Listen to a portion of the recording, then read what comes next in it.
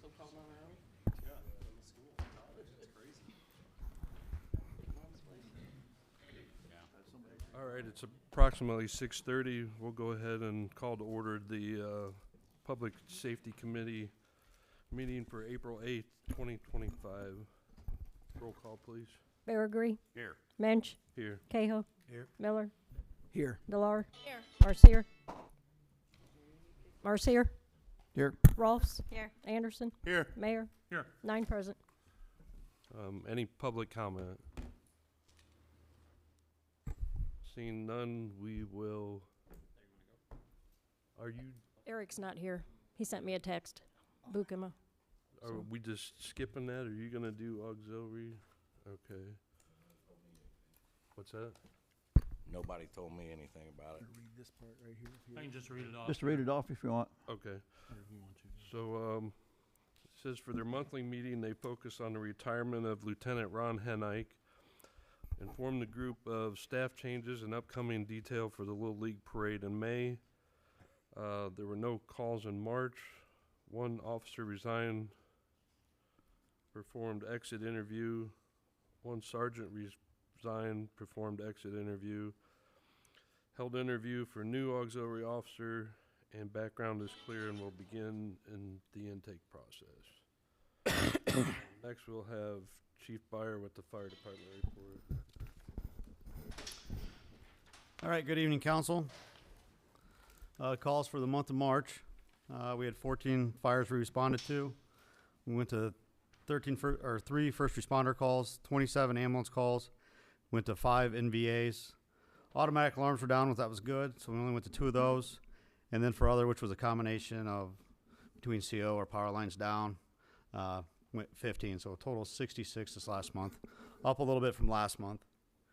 Training for March, we did ropes and knots, roof operations, we did incident command role play, and then we finished out the month with relay pumping. Yeah, I'm sorry, I just now seen the... Yeah, spell check didn't seem to do me any favor on that one, but... Apologize. I missed that in the IFSTA manual. Yeah. Sorry.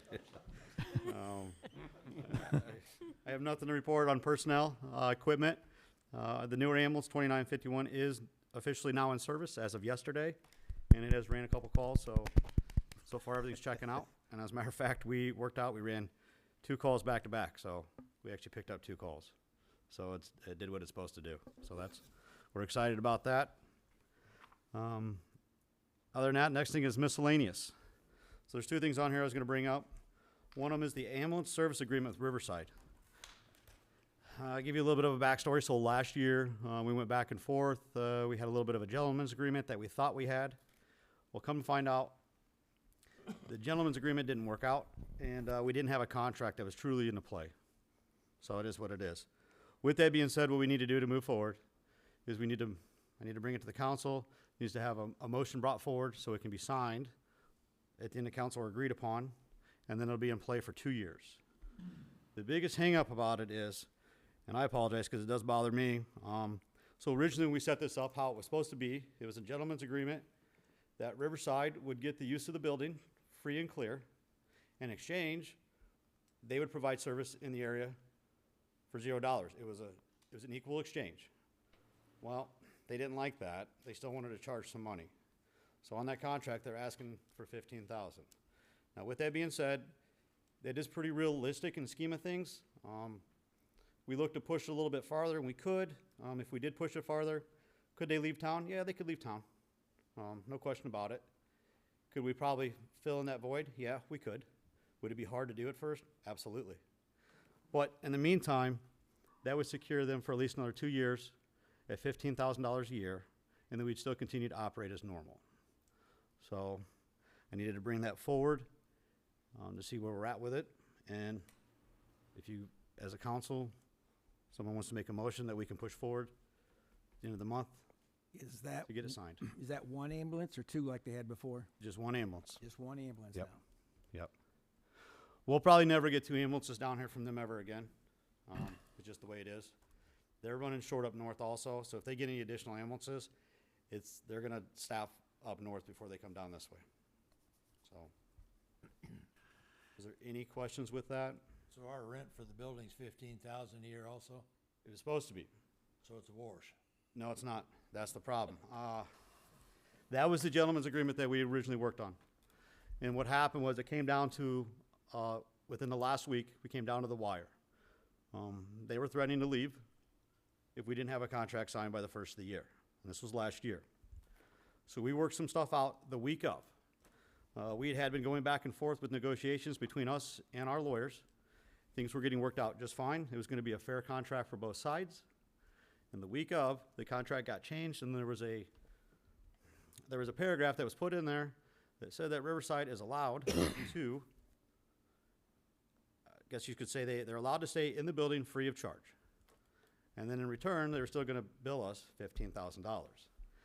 And that's what we were still negotiating on over the last couple months with them. We pushed this down the road a little bit to try to see if we could get a little bit of leverage. They're sticking pretty strong to their guns on this one. So we can still push it, and we can continue to see where we're at with it. It's up to the council ultimately. We're fine to go either way with it, but I'm just bringing, this is where we're at. And if we need to secure this for the next 2 years, we'll have to get this signed. But in 2 years, IMH will hopefully be up with their ambulance. Yep. Or in 2 years, we try to do more manning Yep. of our firehouse, Yes. and they're out of the building completely. Yep. I'd say for right now, we don't have a choice other than to go a 2-year contract. Yep. We're not ready for it. We're not ready to make a big change. I do agree. 2 years will give us a better place to get our feet set in the sand a little bit better.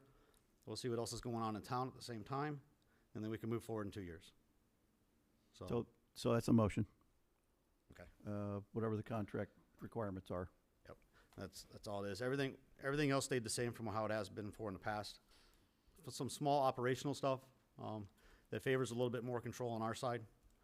But the gist of it is the contract will finish out for 2 years, and it's $15,000 a year. There's a walkaway clause in there too, right? Yes, there is. And So how even many though- days notice? 90-day notice, 90. and if for some reason both parties are not happy for whatever reason, we have the ability to basically cancel the contract. So that is in place. The biggest concern is they just want to make sure that we aren't willy-nilly just bringing other companies or anybody else in that might compete against them in the private EMS world. So that's where we're at with it. But we do have that ability. Let's say in 6 months from now we sign it, or a year from now, and things aren't working out, we do have the ability to go back to the table and renegotiate. So, I'll second Benny's motion. So, going back to that building, so they got one vehicle, Yep. but they want the entire building. so now that we're gonna sit down with this, I spoke with Kevin Hack, the director, about that, and he said he'd be willing to give us more room.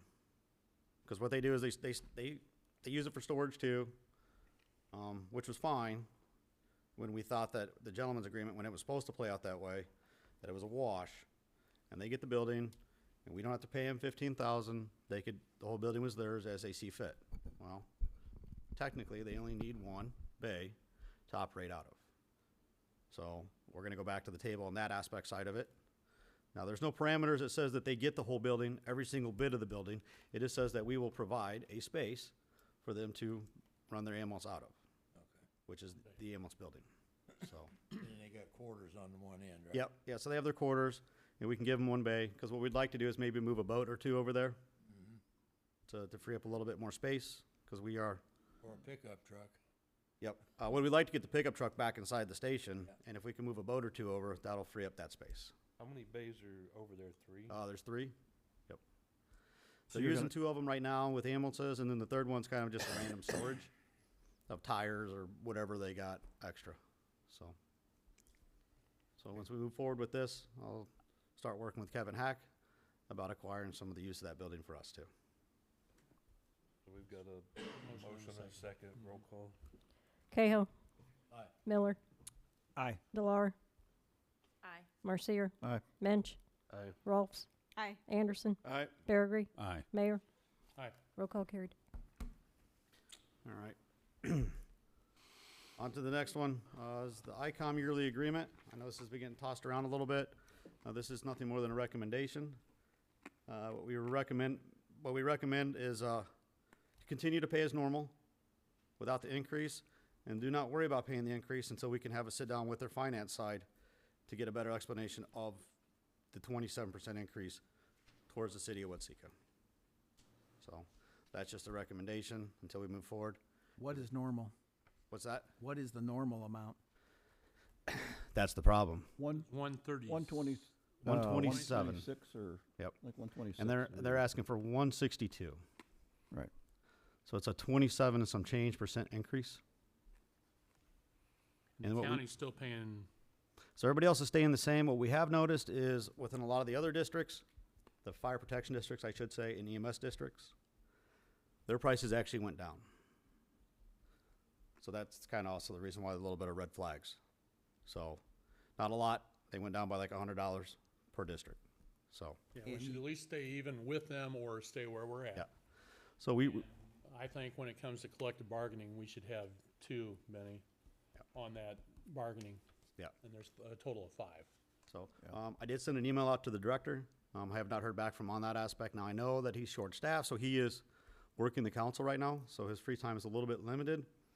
That should change hopefully in the near future, but with that being said, I reached out to him and told him to get a hold of us when he has some time, so we can sit down as a I collective think group. what makes that a little more legitimate is we have the county's finance chairman here also. Yes. Okay. 'Cause I don't know if that was totally legit when we just had Eric here.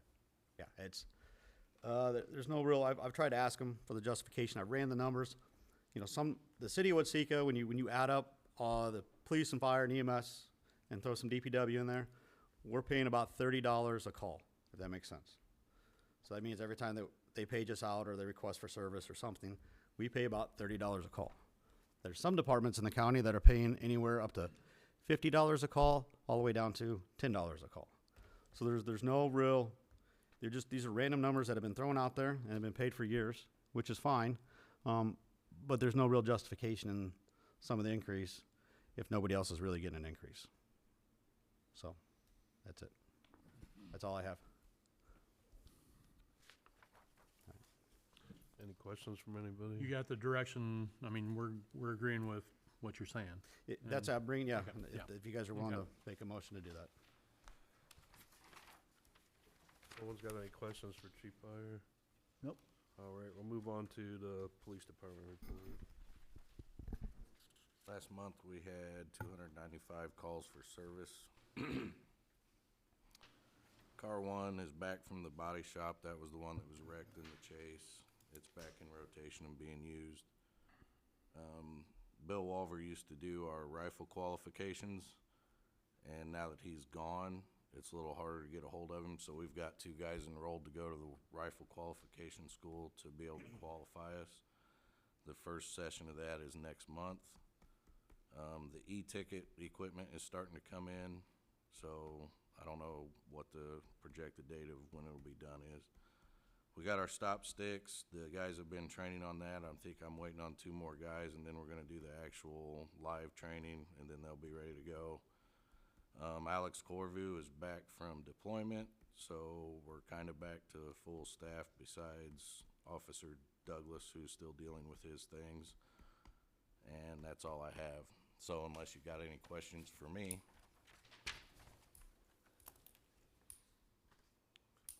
All right, seeing that, any other committee members' inquiries? I've got a question. Or is there gonna be any mention made that the decision has been decided on, that Eric Starkey is gonna be our new police chief? Cause it's all over the county, it's everywhere. That'll be announced, the 22nd. He's gonna be starting May 1st. Okay. I guess then we have to say thank you for your interim time. A little disappointed in the way this has played out, but it's the decision of the new mayor, and it was the choice of what was our outgoing mayor, who publicly said he'd rather have Eric Starkey, so. Thank you for your time. We appreciate it. Yep.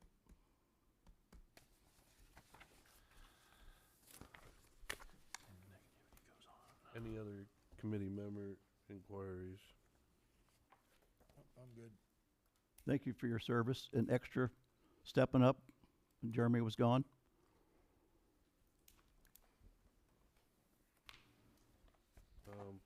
Glad I need a motion for adjournment.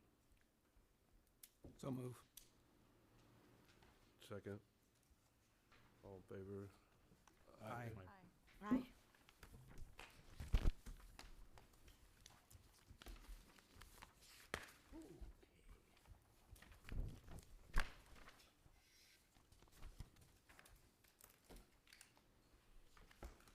Okay, next on our list is code enforcement. Kathy, would you like to do roll call for us? Anderson, Here. Baragry, Here. Rolfs, Here. Mensch, Here. Marcier, Here. Cahill, Delar, Here. Miller, Here. Mayor. Here. 9 present. Okay, is there any public comment?